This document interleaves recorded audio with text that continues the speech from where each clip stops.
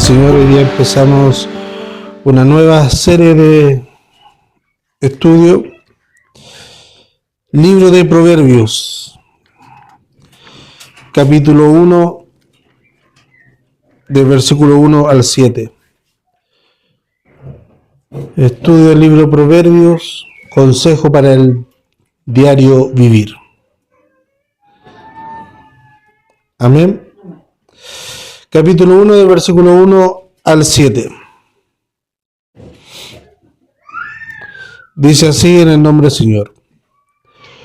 Los proverbios de Salomón, hijo de David, rey de Israel, para entender sabiduría y doctrina, para conocer razones prudentes, para recibir el consejo de prudencia, justicia, juicio y equidad, para dar sagacidad a los simples y a los jóvenes inteligencia y cordura.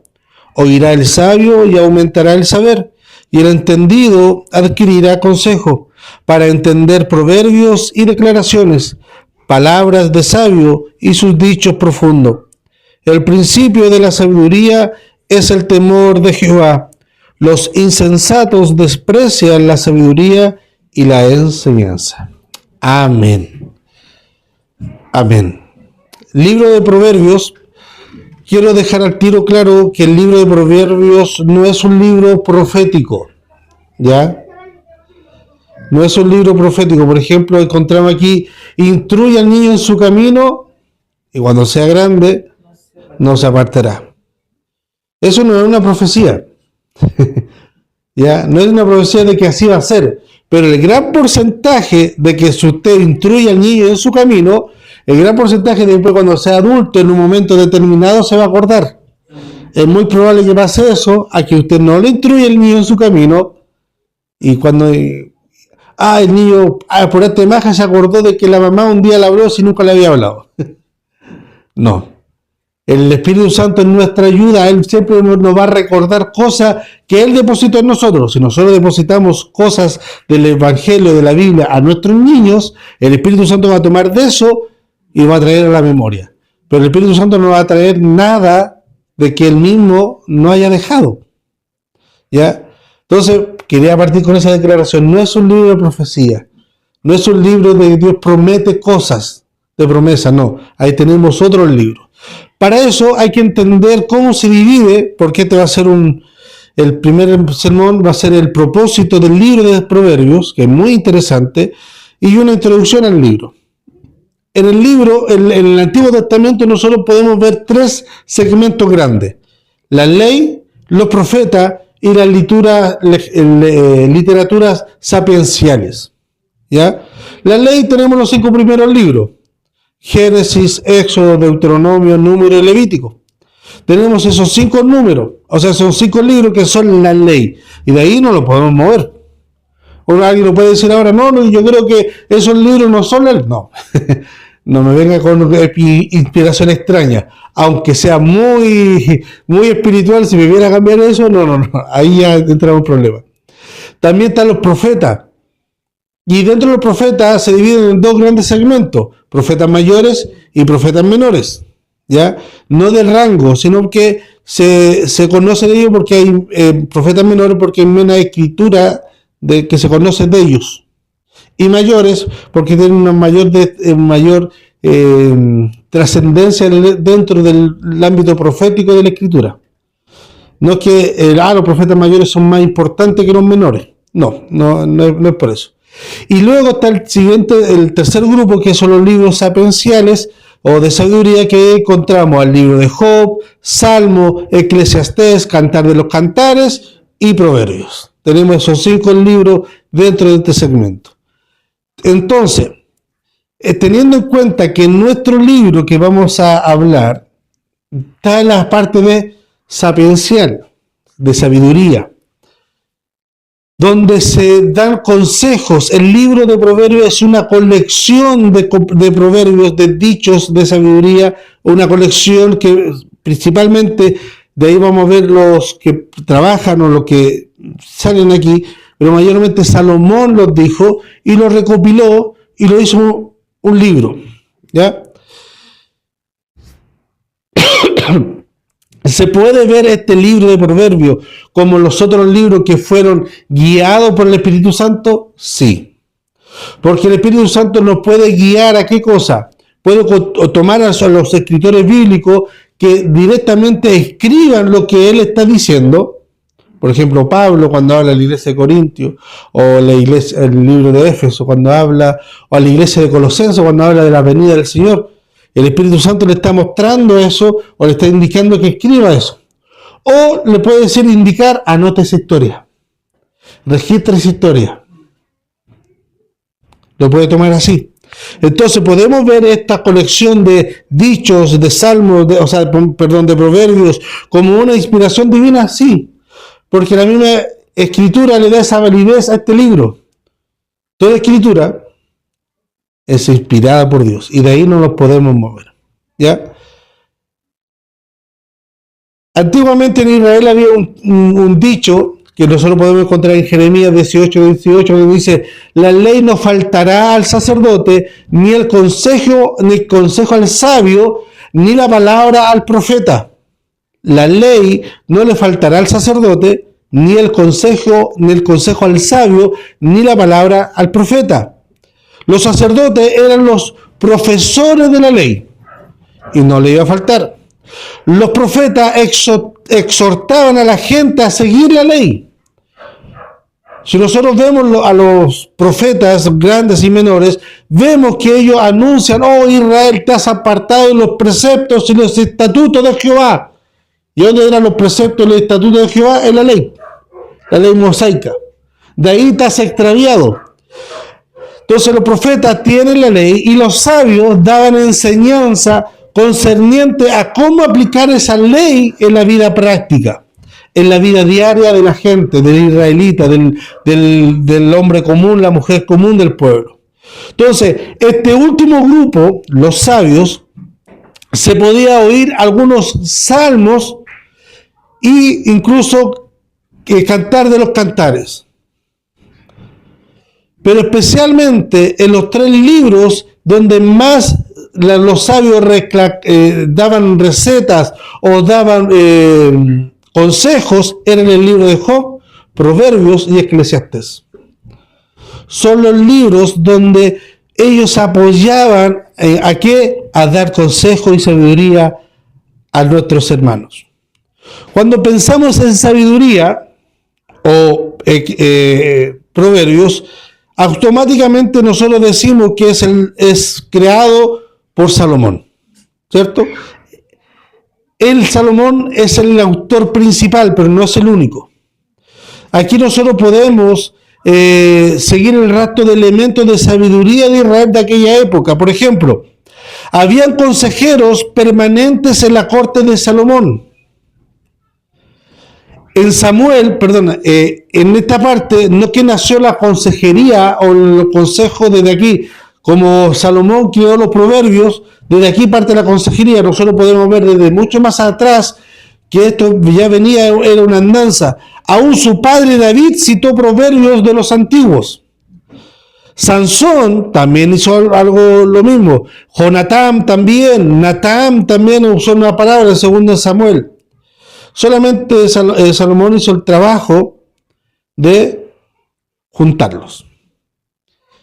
Ahora, podemos ver que la sabiduría, que es el tema principal de este libro, podemos ver que hay un hilo corriendo que trasciende o se teje a través de toda la Biblia.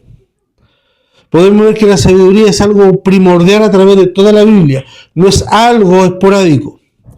Primero, involucra al hombre en su primer pecado. ¿Cuál fue el primer pecado del hombre? Según Génesis 3:6, quería ser como Dios, quería ser sabio como Dios. Quería alcanzar esa sabiduría, ese supremo principio, el temor. Pero se contrapone con lo que acabamos de leer en el versículo 7, dice el temor de Jehová. Ellos querían alcanzar sabiduría, pero el principio de la sabiduría, ¿cuál era? El temor de Jehová.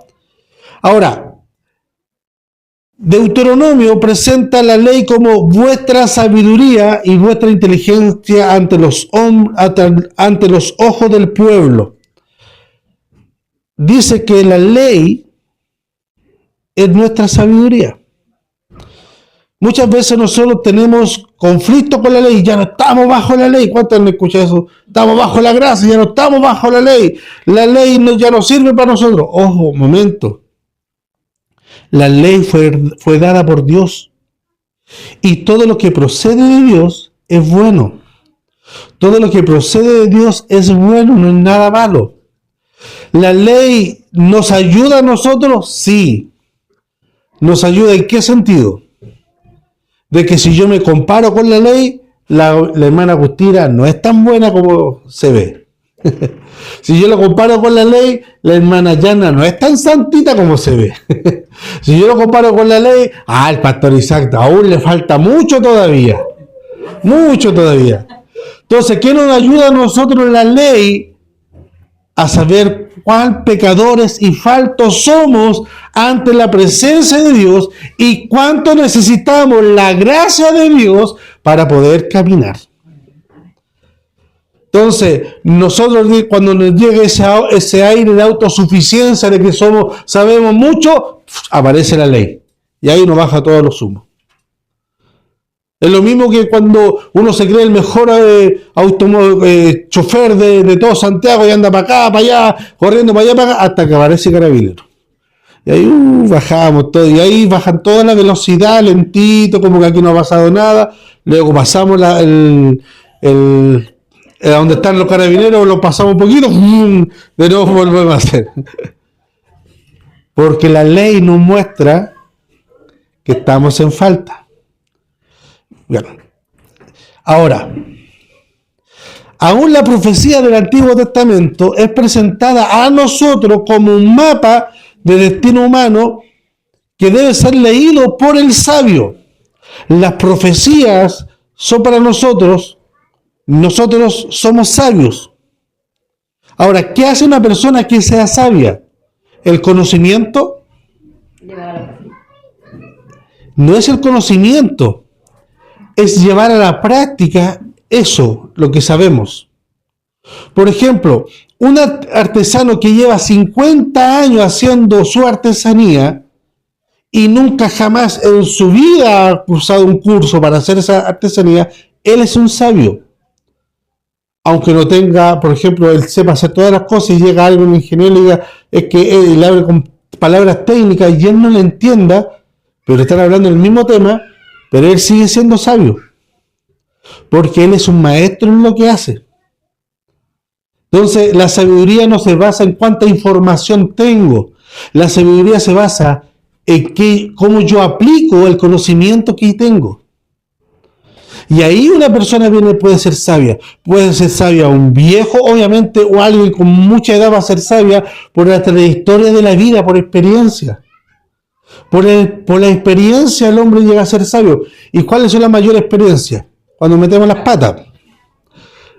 Cuando fracasamos, entonces, no haga eso, hijo, ¿por qué? Porque va a pasar esto y lo otro. Oh, qué hombre más sabio. No, es que él la embarró. Él se equivocó y en base de esa equivocación, él le puede dar ese consejo de sabiduría para el joven.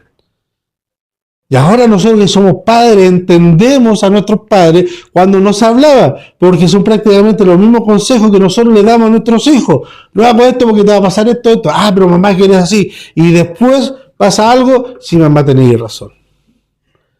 Pero fue ¿por qué? Porque ya le habíamos cometido el error. Entonces, la sabiduría no es cuánta información uno posee, sino cómo maneja y aplica esa información. Amén. Entonces, las profecías del Antiguo Testamento son como para nosotros los mapas que cada sabio, o sea, cada miembro del pueblo de Dios tiene que leer esa profecía para conocer el pasado del pueblo de Israel, conociendo el pasado de cómo Dios habló en un tiempo y luego se cumplió en el tiempo esa profecía y lo que pasó entre medio. Chanfle, aquí tengo una foto, pongámosla en estos días, en estos tiempos. Si desobedezco a Dios, me va a pasar esto.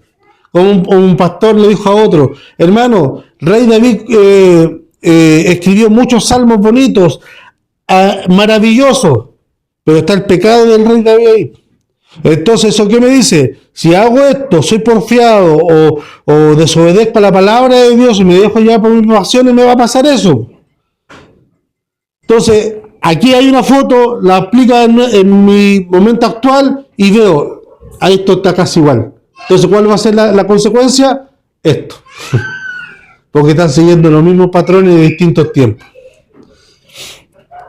Pasando al Nuevo Testamento, encontramos que uno más grande que Salomón ha venido a nosotros. ¿Y Salomón, cómo se conoce el rey Salomón? Por su gran sabiduría. ¿Quién fue lo que pidió Salomón? Sabiduría. Entonces se conoce. Y llegó uno más grande que Salomón, por ende con mayor sabiduría entre nosotros, que fue el mismo Jesucristo, que tomó forma en la enseñanza de sabio y vino a morar entre medio de nosotros. Y él tomó las parábolas, los dichos y muchas cosas para enseñarnos a nosotros. Incluso Pablo, en 1 Corintios y Colosenses, dice que Jesús es la sabiduría de Dios. Es la sabiduría de Dios. Ahora, este libro viene desde la poesía hebrea. Y la poesía hebrea no depende de rimas ni ritmos, de consonantes o de centas métricas que tiene que llevar la poesía. La poesía hebrea es muy distinta. La poesía hebrea tiene que tener un equilibrio de pensamiento o de idea. Y así se componía la poesía hebrea. No de ritmo que termina con O, y también tiene que terminar con O, que los consonantes, no. El equilibrio tiene que ser entre pensamiento o idea. Por ejemplo, hay tres ideas: la reiterativa, la opuesta y la progresiva. En Proverbios vamos a encontrar la siguiente forma: el alma generosa será prosperada, y al que saciare, él también será saciado. Hay un equilibrio en eso, que reitera, ¿qué cosa? Que el alma generosa será prosperada, y al que saciare, él también será saciado. La segunda línea repite la misma idea de la primera, pero con distintas palabras. Sí. Y así lo vamos a encontrar muchas veces porque es una poesía hebrea, en forma de dicho. También está la otra parte, por ejemplo, en Proverbios 10:1, que es la opuesta.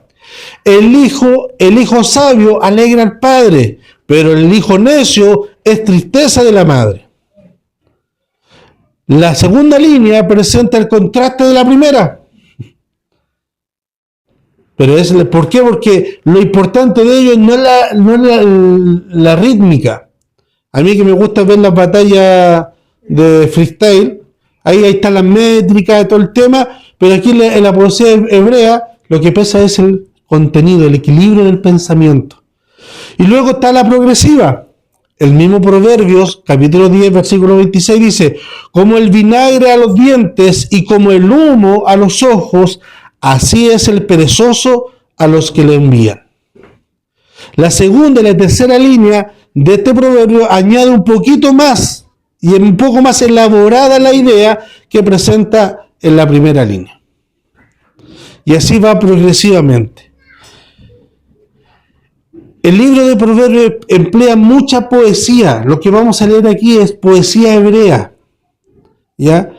Para el mejor aprovechamiento de este libro, nosotros debemos aprender las tres formas que mencionamos arriba, que son la progresiva, la opuesta y la reiterativa. Para entenderlo, ¿por qué? Porque así vamos a entender el pensamiento. Y esto fue hecho para el pueblo hebreo, para la nación hebrea y para la gente de aquella época.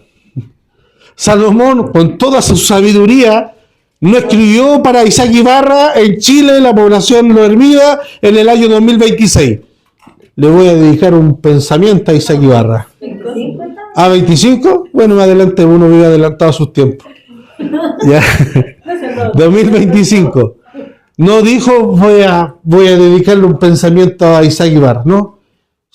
Estos son proverbios de gente hebrea para gente hebrea. Y nosotros no somos hebreos. Nosotros somos injertados a esta nación santa que nos toca. Y estos proverbios los tenemos que entender a la luz de ese concepto, ¿ya? Ahora, el término proverbios como tal literalmente quiere decir representar o ser como. Proverbios es eso, representar o ser como. Así que en un sentido básico de la palabra, o en una comparación, podemos decir que es una comparación o es un símil. ¿Ya? Después de un sentido literario, la palabra hebrea viene siendo un dicho breve que declara un principio general. Un dicho breve que declara un dicho general, o como dijo Cervantes en el Don Quijote de la Mancha, dijo una frase corta basada en una experiencia larga. Cuando alguien viene a pedir un consejo de quiero volver con mi ex,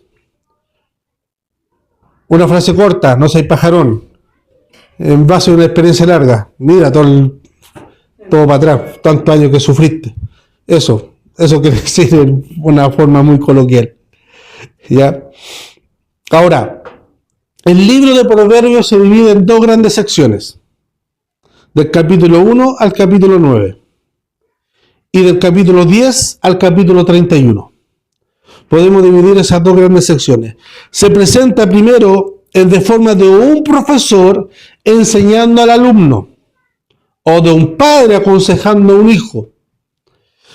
Este alumno es exhortado a escoger el camino de la sabiduría y no aquel como el otro insensato que elige el ocio y la vagancia. ¿Ya? Solamente después de haber sido instruido en estas lecciones, está el lector listo ¿para qué? Para entrar en los proverbios en sí. Y de ahí viene la segunda parte. La segunda sección es del 10 al 31. En esta sección del libro, cada versículo es otro proverbio en sí mismo. Es otra expresión en sí misma. Cada proverbio debe ser leído, meditado y disfrutado en la mente antes de pasar a otro para seguir la lectura. Porque son, como dijimos, son expresiones cortas, pero que hay una trayectoria larga y amplia detrás de esos refranes. Entonces, no es llegar y pasar a la ligera. Hay mucha sabiduría, vale la redundancia, en el libro de sabiduría. Y muchas veces, ¿cuánto nosotros pedimos sabiduría a nuestro Dios? Por ende, este libro debiese ser uno de los libros casi favoritos, no solamente de nosotros, sino de los jóvenes. Porque asombrosamente este libro está dedicado a los jóvenes. Está pensado hacia los jóvenes. Cuando están naciendo y enfrentándose al mundo, incluso uno de los capítulos más mal ocupados a través de la historia de la cristiandad está en Proverbios. ¿Sabe cuál es? Capítulo 31. Mujer virtuosa. ¿Quién la hallará? ¿Dónde siempre se ocupa? Para seminario de mujeres. Y ese pasaje no está refiriéndose a la mujer. No es un consejo para la mujer. Ese consejo lo está diciendo alguien, su madre o su tutor o su padre, al hijo. Por ende, ese pasaje, capítulo 31, que lo vamos a ver también en esta serie, va referida al hombre, no a la mujer. Y no a un hombre adulto, a un hombre joven. Entonces, por ende, el libro de los proverbios podríamos decir que es un libro para discipular adolescentes y preadolescentes. Y el capítulo, y cuando yo he hecho clase en otro lado, y hay hermanas que me preguntan, pastor, me toca dar un seminario en la iglesia para las damas, ¿qué puedo predicar? Predique de todo, pero menos el Proverbio 71, por favor. Si usted habla sobre la mujer virtuosa, la mujer aquí, la mujer de Proverbios, no, eso, porque no va dirigido a la mujer. Eso es un error de interpretación. Y lo más chistoso que siempre se habla de la mujer virtuosa en círculos pentecostales muy fundamentalistas. Que hay que hacer esto, que hay que apoyar, y la mujer virtuosa trabaja. Y la mayoría de los fundamentalistas no dejan que la mujer trabaje. Bueno, eso para otra. Ahí le dejo un poco de sabiduría. Un poco de pensamiento. Bueno, como dije, se le otorga la autoría a Salomón, pero no, Salomón no es el único que escribe proverbios. Pero la mayoría de ellos son de él. También tenemos a David. Dice Salomón, hijo de David, el proverbio 1.1. Luego en proverbio 10.1 dice los proverbios de Salomón. También hay otro en el proverbio 22 y 24 dice las palabras de los sabios. O también estos son los dichos de los sabios. No sabemos a qué se refiere, pero no está aludiendo ni a Salomón ni a David. En el capítulo 25 y 29 dice proverbios de Salomón, los cuales copiaron los varones Ezequiel, rey de Judá. Ahí tenemos otra sección. El capítulo 30 dice palabras de Agur, hijo de Jaque. Y el capítulo 31 dice palabra del rey Lemuel. ¿Cómo? Lemuel. Palabra del rey Lemuel. Entonces, el capítulo 31, que ha sido uno de los capítulos más mal ocupados, lo escribió un rey hacia su hijo, no hacia la mujer. Así que quítenle esa idea de la cabeza. Es que no va a ser virtuosa. ¿Ah? Parece que no va a ser virtuosa. Porque dice, mujer virtuosa, ¿quién la lleva? Lo que pasa es que no es que algo que sea escaso, lo que pasa es que es un consejo que le está dando a su hijo de qué es lo que se debe fijar en una mujer. Porque obviamente, ¿qué es lo primero los jóvenes cuando nosotros todo un tiempo fuimos jóvenes, adolescentes, qué es lo que primero nos fijábamos? La belleza físico. Y si usted lee lo que le dijo la mamá, claro, la mamá. Pero si usted se fija en ese consejo, en ningún momento habla del aspecto físico, ni del maquillaje, ni nada, sino de cuáles son sus funciones y sus prioridades. Entonces, es un consejo diciéndole, mira, si tú encuentras algo así parecido, es una mujer virtuosa. No tiene que cumplir todas las características, pero sí tiene que cumplir varias. Y es una mujer virtuosa. Y la palabra del Señor también nos dice, es que ella mujer haya el bien. Ahora, ya hemos hablado un poco sobre el libro en general. Vayamos al texto que leímos hoy día. Primero, esta es la introducción. Aquí nos presenta para qué es el libro de Proverbios. Y primero nos introduce quién es el autor de este libro de Proverbios. El título al tiro nos da el capítulo 1. Los Proverbios de Salomón, hijo de David, rey de Israel. Ya nos ubica en un tiempo, espacio físico en el pasado. El tiempo que vivió Salomón. ¿Qué Salomón? No, cualquier Salomón, no. El rey Salomón, que fue hijo del rey David. Luego, en el versículo 2 al 6, nos cuenta el propósito y el uso de este libro. Y es muy claro. Mire, cada uno de estos versículos comienza con la palabra para. Si vamos al versículo 2 dice, para entender sabiduría y doctrina, para conocer razones prudentes, para recibir el consejo de prudencia, justicia, juicio y equidad, para dar sagacidad a los simples y a los jóvenes inteligencia y cordura. Oirá el sabio y aumentará el saber, y el entendido adquirirá consejo, para entender proverbios y declaraciones, palabra de sabios y sus dichos profundos. Para. Aunque no nos dice literalmente este libro fue escrito, recompilado o tal hecho para que ustedes puedan entender estos puntos.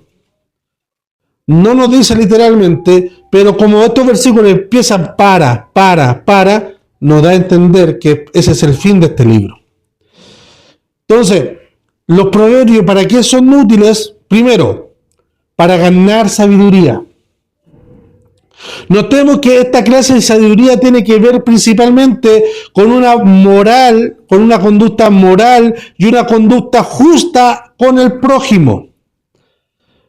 ¿Y dónde sacamos esa conclusión? Versículo 3 dice, justicia, juicio y equidad. Esos son conceptos sociales, con conducta social hacia el prójimo en una comunidad. Entonces, la palabra aquí primeramente baja el concepto de sabiduría a una moralidad y una conducta justa con el prójimo. El libro de Proverbios no es simplemente un libro que da consejos para tener un mejor comercio sano o para el éxito personal, sino que va más allá, no ataca a las normas sociales en general, sino que va a la norma del individuo frente a la sociedad. Lo que hace el gobierno regula la sociedad. Lo que hace la sabiduría y la Biblia regula el corazón del hombre. Y de ahí hacia la sociedad. Entonces, primero, ¿para qué sirve el libro de Proverbios? Para ganar sabiduría. Segundo, para ayudar al simple y al joven. Para nuestros jóvenes no existe, como habíamos dicho anteriormente, un mejor libro en todo el mundo que el libro de Proverbios, porque Proverbios está enfocado para los jóvenes de que están enfrentando este mundo. Si el joven quiere crecer en sabiduría y estatura y gracia para conducir para los hombres, como dice el libro de Lucas, debe de leer o devorar o en los devocionales leer Proverbios. Y si nos creemos jóvenes nosotros también, leamos Proverbios. Si leen Proverbios, voy a creer que se creen jóvenes. Si no, ya saben que son viejitos ya. Entonces, Proverbios, como vuelvo a decir, no es un libro de profecía. Por ende, si yo aplico todo esto, ¿necesariamente me va a ir bien en la vida? No, pero la probabilidad es muy alta. La probabilidad es muy alta. Cuarto, para ayudar al sabio. El sabio que estudia el libro de Proverbios aumentará su sabiduría y conocimiento. Por ende, el libro de Proverbios es para el simple, el que está recién iniciando, el que está un poco más avanzado, el que está casi llegando a la meta y aquel que se cree como un experto. Es para el simple, para el joven y para el sabio. Es para todo. Y cuarto, para entender lo que es un proverbio, o como lo dice la Biblia de las Américas, para entender proverbios y metáforas.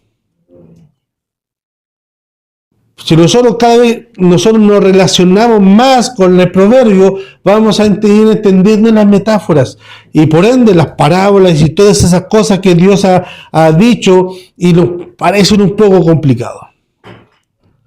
Ahora, este libro ya nos dice el autor, nos dice el fin y también nos dice el lema principal o la máxima de este libro.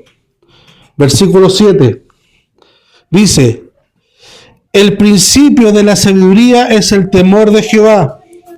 Los insensatos desprecian la sabiduría y la enseñanza.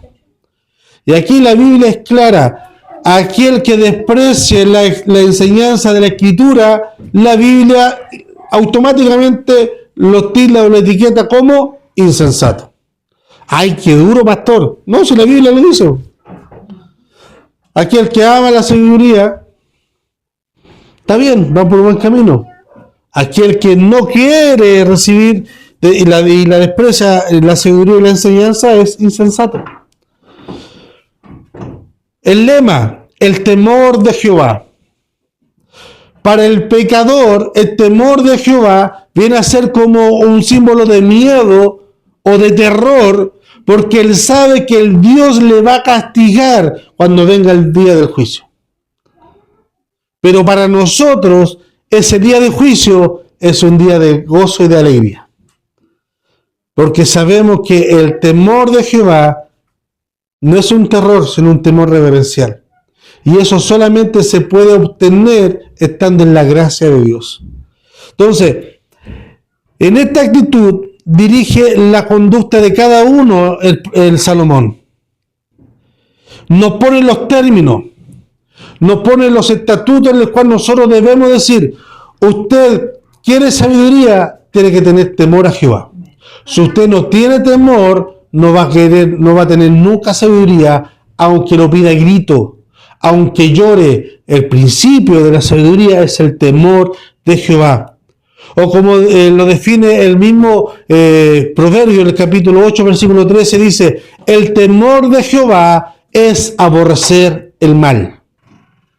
Vuelve a recalcar el principio. El temor de Jehová es aborrecer el mal.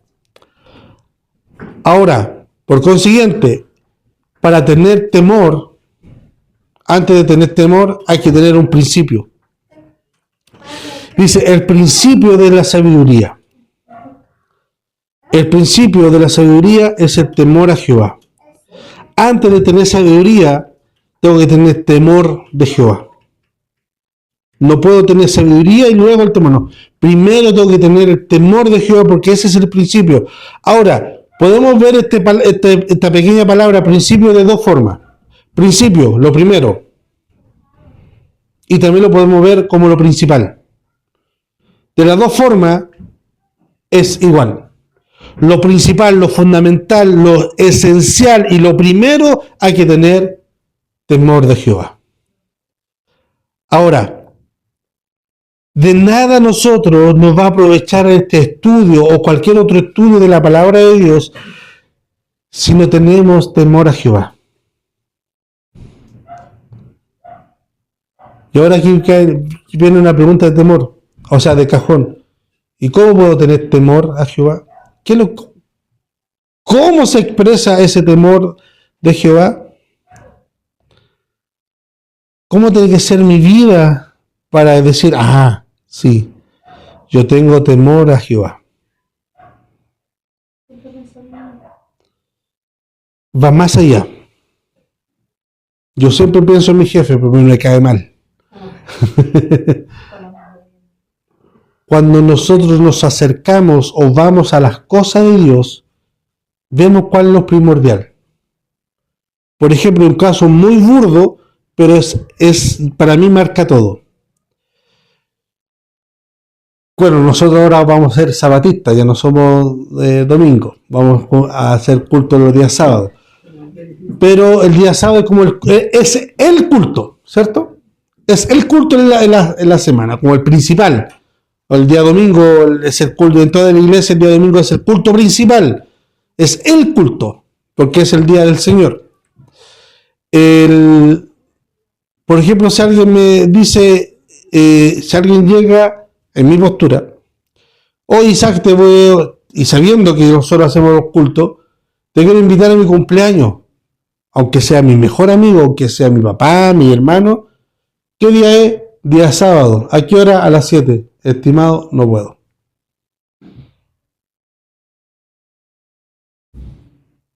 Esa es mi postura. ¿Por qué razón? Uno, ellos saben que yo soy pastor. Ellos saben que yo voy a la iglesia. Y ellos saben que yo amo a Dios. Por mí, pero ¿cómo va a ser? Va a haber clase si Chile va a jugar el Mundial. A mí no me afecta en nada de eso.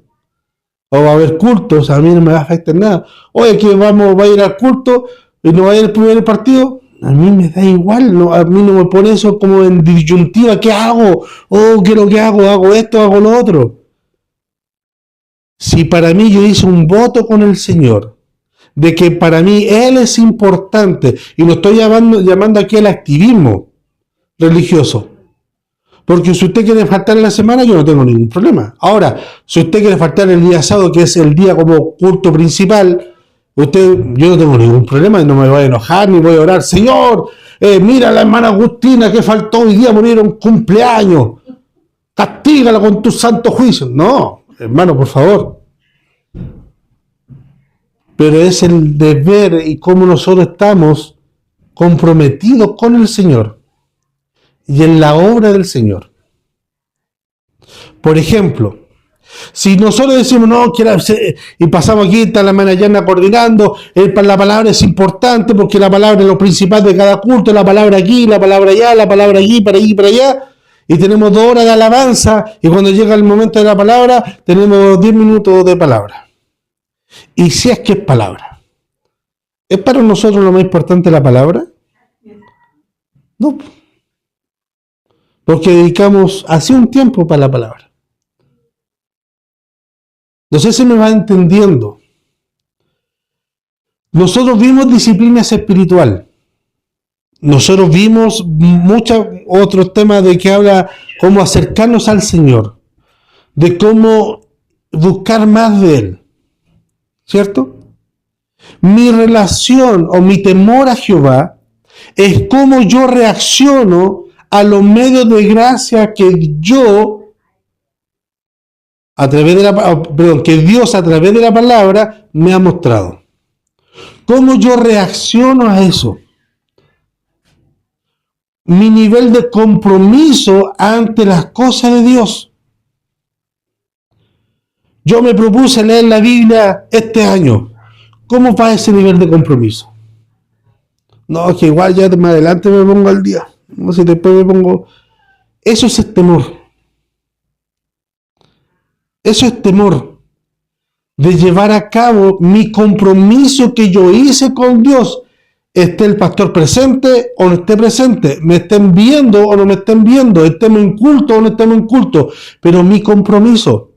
El pastor Adrian Rogers lo graficó de la siguiente manera: yo no voy a un hotel, yo voy a un hotel y si el canal o la televisión de cable del hotel, yo no tengo por qué preguntar, oiga, los canales de como Playboy y eso lo tienen bloqueado, ¿no?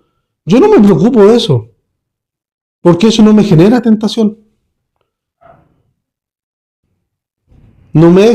Porque mi compromiso con Dios no es tan solo estando en el púlpito, sino también estando en el cuarto solo cuando nadie me ve. Mi temor al Señor se afirma, como dijo el pastor Adrian Rogers, se afirma en mi soledad. Entonces, temor a Jehová no es que usted venga con faldita y camine así despacito. ¿Cómo está, pastor? Muy buena. Oh, mi hermana querida, que Dios le guarde, le bendiga. Y cuando ore, oh, altísimo Señor, te alabamos y te glorificamos porque maravillosas son tus obras, oh Dios. Oh, qué hermano más piadoso. No, mis hermanos. Eso cualquiera lo puede hacer. Leonardo Ravenhill dijo que cualquiera puede predicar con una buena oratoria, un buen bosquejo, o unos buenos libros, puede llevar y mover las emociones de las personas a cualquier hombre. Pero solamente la oración, porque es más íntimo, se puede conocer al verdadero hombre. Así igualmente, mis hermanos, el temor de Jehová no se basa en mi actitud en un momento puntual, exclusivo, sino que mi temor de Jehová se basa en mi día a día, en mi diario vivir constantemente en relación a lo que yo profeso ser como cristiano. Si yo hice un compromiso con Dios, ese compromiso, aunque mi carne no quiera, lo debo cumplir, porque a eso demanda el temor de Dios. Y no un temor, ay, que el pastor me va a preguntar y qué le voy a responder, ya mejor me pongo al día y empiezo a leer, porque el pastor me va a preguntar, me va a poner al día. No, si el temor tiene que ser ante Dios, porque mi compromiso lo hice con Dios. En diferentes puntos, en diferentes temas. Y ese es el principio de la sabiduría. El temor de Jehová. Y dice, el principio de la sabiduría es el temor de Jehová, no a Jehová. Y ese A por el D cambia todo. Es el temor de Jehová en nosotros, la gracia de Dios en nosotros, cómo yo me relaciono con la gracia que Dios ha depositado a mí día a día, constantemente, a cada rato. Por eso el título como estudio le puse Proverbios, consejo para el diario vivir. Porque nosotros nos relacionamos con la gracia de Dios, no un momento, no un instante, sino que cada momento de nuestro diario vivir. Aunque sea muy chistoso, en la casa, en el baño, en el trabajo, en la micro, en el almacén, con el que me cae bien, con el que me cae mal, con el que me cae pésimo, con el que habla bien conmigo, con mi compadre, o con aquel que habla mal de mí, a espalda mía, sabiendo que habla mal mío a mi espalda, y aún así me saluda como que aquí no haya pasado nada. Por ese también tengo que tener gracia, por ese desgraciado. Porque le falta gracia a ese hombre. Y así con todos mis hermanos. Entonces, es un lindo momento que podamos meditar los días martes sobre el libro de Proverbios. Porque vamos a entender más sabiduría. Y como dice el libro, hacen entender sabiduría al sabio y se va a alegrar. Enseña la sabiduría al necio y te va a reprochar. Amén. Amén. Pongámonos de pie y oremos al Señor.